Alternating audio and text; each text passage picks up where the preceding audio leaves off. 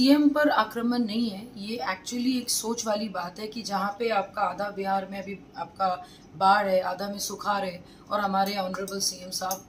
अपने स्टेट से बाहर है या फिर आप बोलिए फरार है। तो ये जो चीज़ है ये हमारे लोगों को भी दिख रहा है और क्योंकि जनता की आवाज़ हमारे राष्ट्रीय अध्यक्ष जी खुद हैं, तो उनके बिहाफ में अगर हम लोग इतना भी नहीं बोल पाए कि भाई या आप नौकरी मांगने पर आप ये क्या कहते हैं लाठीचार्ज कर ये करते हैं, आपने 20 लाख नौकरी देने की बात करके आप उस पर आप कमिटमेंट पे आते नहीं हैं, तो चल क्या रहा है? आप अगर एक अच्छे सीएम मटेरियल साबित ही नहीं हो पाए, मुझे समझ ही नहीं आ रहा है कि आप 3 डेज 4 डेज या 5 डेज आप कितने भी दिवसीय मीटिंग कर लीजिए,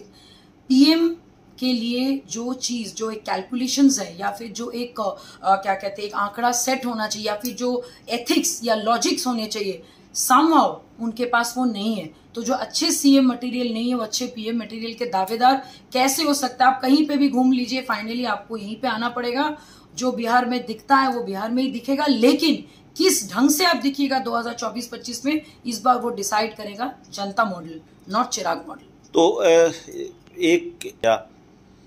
ये तो हमारे लिए खुशी की बात है कि उनके ही घर के लोग अभी हमें सपोर्ट कर रहे हैं, तो कभी ना कभी सच को साबित करने के लिए प्रत्यक्ष को प्रमाण की जरूरत नहीं पड़ती है। लोगों को दिख रहा है, विपक्ष को दिख रहा है, हमारे अलग अलग क्या कहते जो नेता लोग हैं उनको भी दिख रहा है। तो आप वो गलती से दब गया या फिर सच में दब गया वो वही जाने, लेकिन इट्स गुड फॉर देम, ये उनके लिए अच्छा है कि फाइनली आप लोग चीजों को समझ पा रहे हैं, मान रहे हैं, और अगर जितना जल्दी मान लेंगे उतना ही अच्छा होगा, क्योंकि बिहार की भलाई उसी में है।